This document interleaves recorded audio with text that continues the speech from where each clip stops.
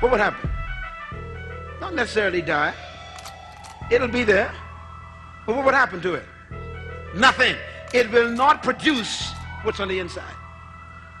I discovered this a few years ago, and I told you this during my series on glory, that there's nothing more important than environment. Write that down again. There's nothing more important than environment. I thought the seed was important. No, it isn't. The environment is more important than the seed.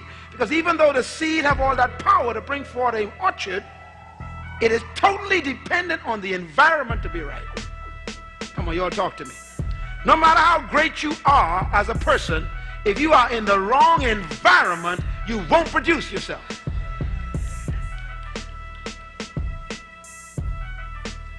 Now, what is a court? Read it again.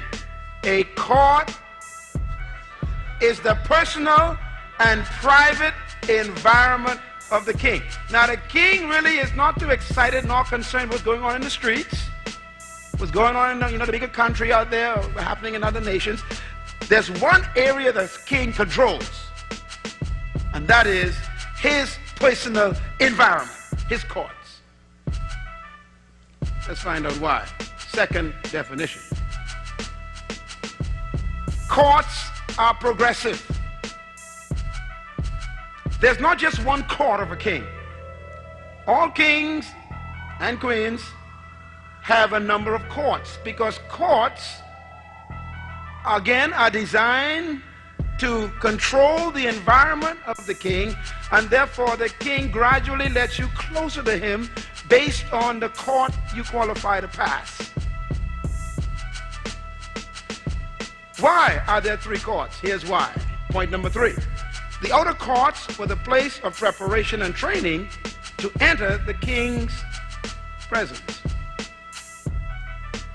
So if you notice when you read the Bible, it says, enter his gates, plural, with thanksgiving, and enter his courts, plural, with praise.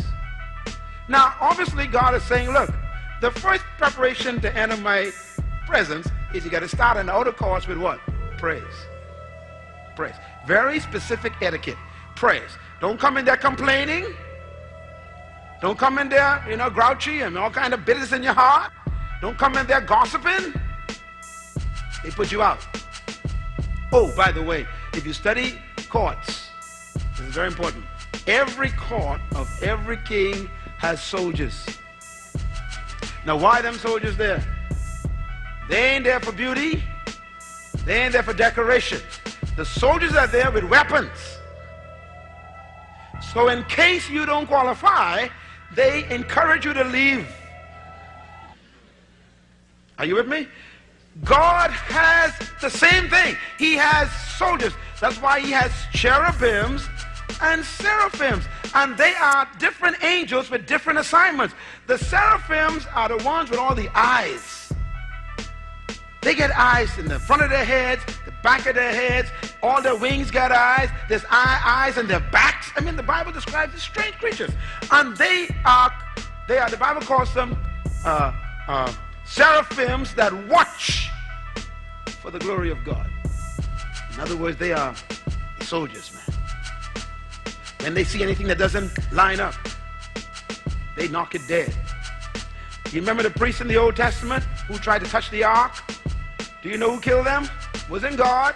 Them seraphims did some stuff. Anybody with me? They